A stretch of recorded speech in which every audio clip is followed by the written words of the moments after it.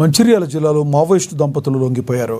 కోటపల్లి మండలం పార్పల్లికి చెందిన ఆత్రం లచ్చన్న, అంకుభాయ్ దంపతులు రామగుండం పోలీస్ కమిషనరేట్ కార్యాలయంలో కమిషనర్ సమక్షంలో లొంగిపోయిన అనంతరం రాత్రి తమ స్వగ్రామానికి చేరుకున్నారు.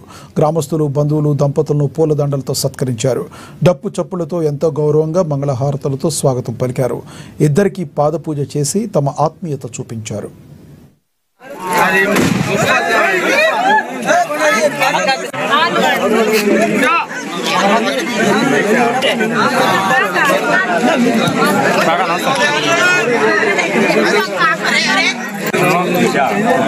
చిన్న పిల్లప్పుడు చూడాలి